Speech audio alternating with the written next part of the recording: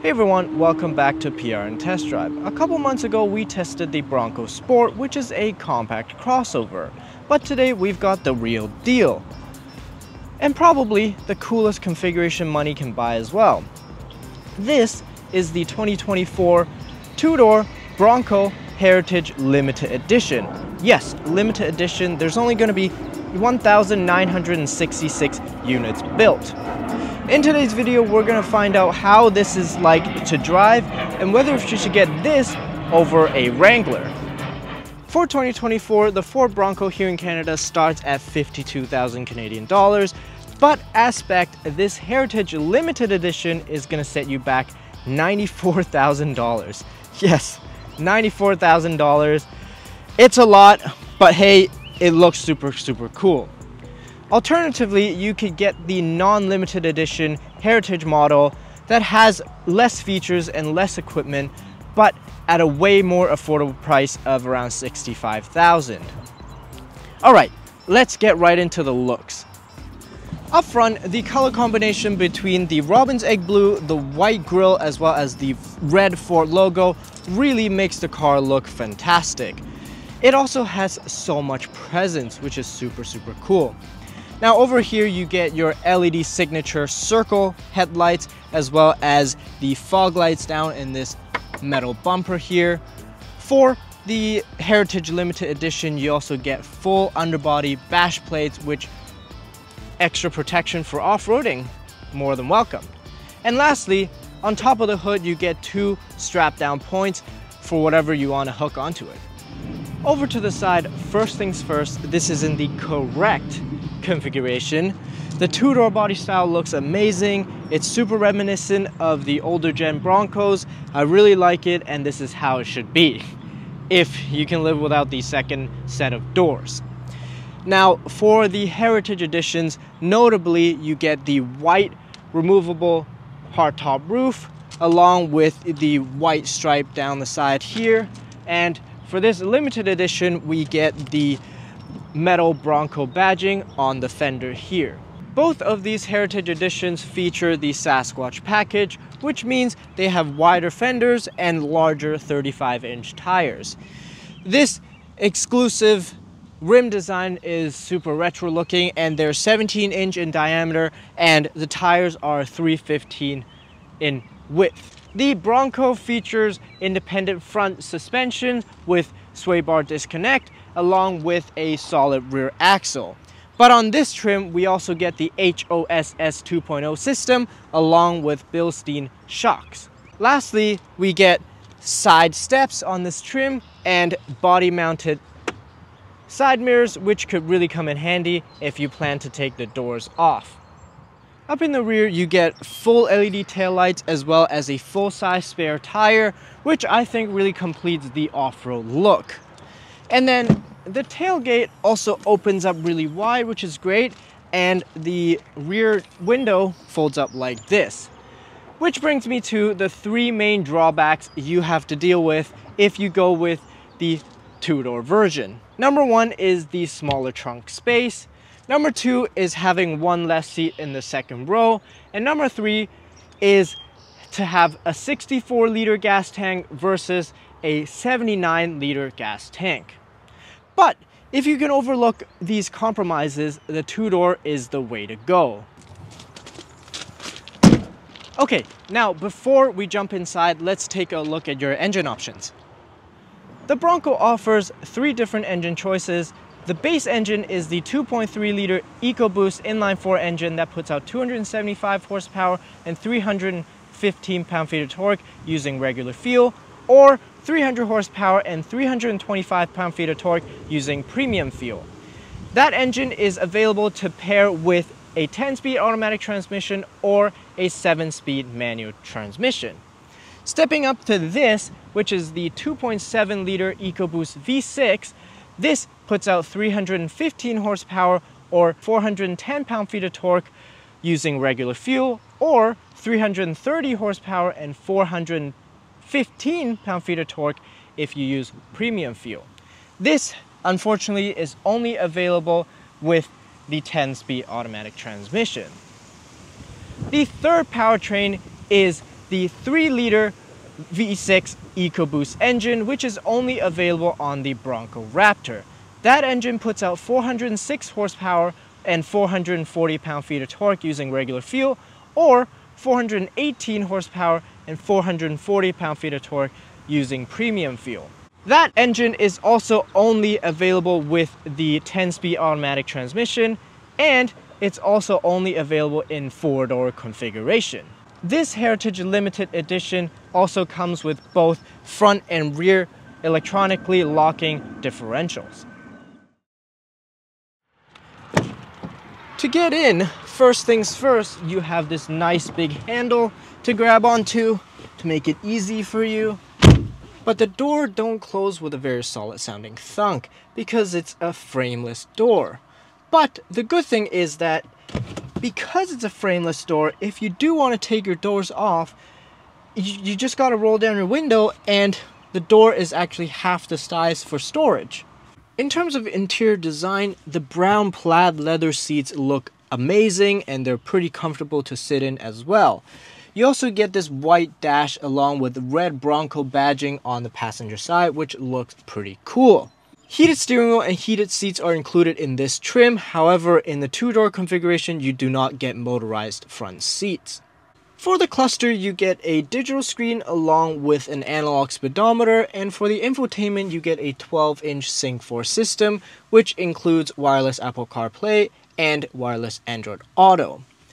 In the cluster digital screen here, you do get a lot of screens that shows you vehicle stats like roll and pitch, boost pressure, power distribution, and so on and so forth, which is great, but I just wish they would put some on this big screen as well. For this Heritage Limited Edition, you also get a B&O sound system, which sounds pretty good, but if you're sitting in the rear right seat, you're going to get a whole lot of extra bass because the subwoofer is right behind you.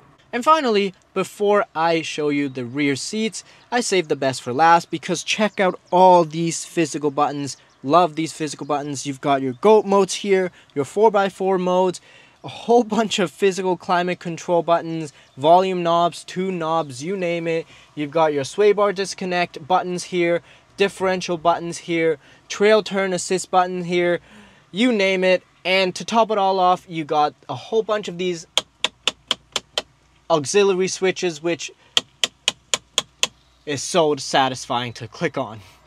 To get into the rear seats, you do require a little bit of agility, but the opening is quite big, so all things considered, it's actually not hard.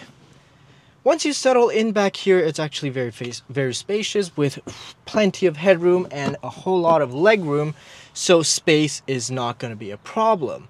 However, the armrest, obviously you don't have a center armrest, but even the ones on your side, they're all hard plastic, which means it's not very comfortable to put your hand on here.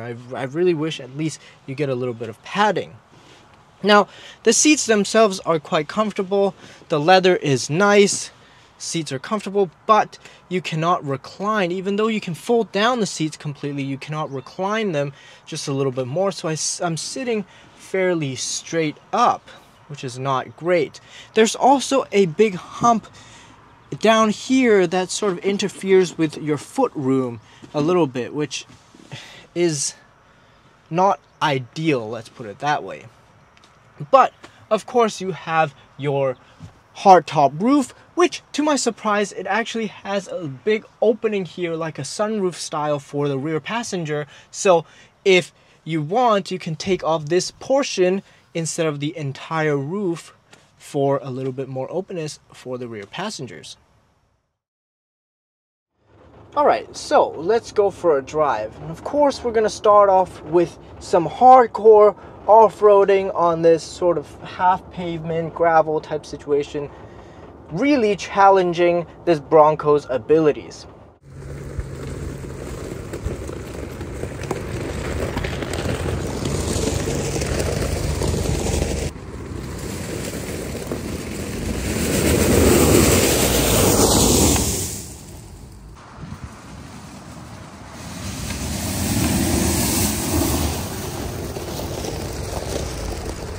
Well, of course not. All jokes aside, we already know how capable this Bronco is off-road. So in today's video, I'm gonna talk about how this drives on-road. And of course, because I don't really have any off-road trails around my area, but let's move on. So how does this Bronco drive? Actually, pretty dang good, all things considered.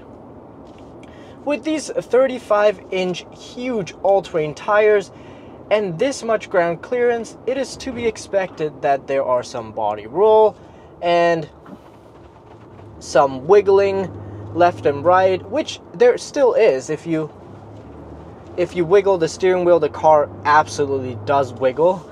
You can feel it floating left, right, center, forward, backwards, everything. But because this Bronco has independent front suspension and a rack and pinion steering system, it is comparatively a better vehicle to drive on a daily basis than a Wrangler, which has a solid front axle and a recirculating ball steering.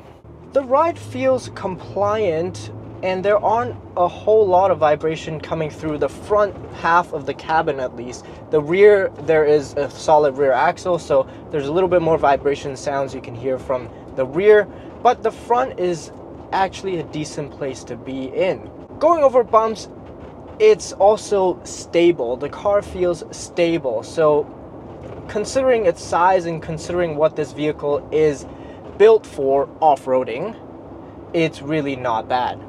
The engine does have a lot of torque, but not a whole lot of top end. So let's floor it right now. Yeah, I get the low end torque, but not any of the top end, which is a pity, but the torque, it's what matters in an off-roader like this. It kind of feels like a diesel, so much torque, but not a lot of horsepower. It sounds kind of like one too. It sounds very truck-like, which in this application, it very much is a good thing.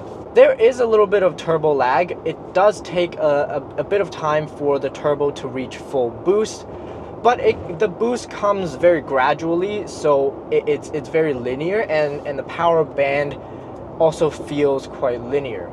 I'm actually quite curious to see what the 2.3 EcoBoost feels like, and whether and how big of a difference this makes over that one. In day-to-day driving, you'd have no problem with this powertrain getting up and... In day-to-day driving, I think you'll have no complaints in terms of the power that this V6 twin-turbo gives you. And on the highway, it does have enough get up and go to overtake or merge or anything like that. But it is definitely not a fast truck. Speaking of highway, the Bronco definitely feels quieter compared to the Wrangler Willys that we tested late last year, but compared to, say, an Explorer, it's definitely still much noisier in terms of tire noise, wind noise, that kind of stuff.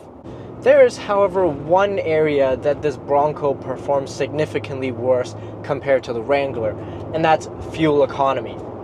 If I recall correctly, the Jeep Wrangler Willys 4xe that we tested managed to eke out just under 10 liters per 100 kilometers on the highway after battery depletion. But with this Bronco, really, you're going to be lucky if you get anywhere below 14 liters per 100 kilometers on the highway. Similar case in the city, you're also going to range about 14-15 liters per 100 kilometers in the city, depending on how heavy your foot is. If you go for the 2.3 liter inline-4, you might get a little bit better fuel economy, but the main contributing factor for the poor fuel economy is not really the engine itself, it's the shape and the size of this vehicle. When it comes to safety features, considering that this is pretty much the top trim aside from the Bronco Raptor, it has everything that the Bronco offers, like blind spot warning, emergency braking, 360 camera, adaptive cruise control, as well as lane keep assist, but not lane centering. Lane centering is not available in any Broncos, which I really feel like it's a pity, because if they can do lane centering in an F250, they can definitely do it in this as well. It just would be nice to have the full suite in 2024. Overall, the Bronco just has so much road presence. It's undeniable that this thing looks super cool, especially in this two-door format. This Heritage Limited Edition, although does come with some nice to have features like leather seats, heated steering wheel, adaptive cruise control, so on and so forth, but in my opinion, it's just not worth the extra $25,000 or so that I have to pay for over the regular Heritage Edition. What do you guys think? Do you guys like the Bronco? Can you justify this price tag, especially this $94,000 price tag on this trim? Or would you just get the regular Heritage Edition? Let me know down in the comments below, and don't forget to like and subscribe. I'll see you in the next one. Thanks for watching.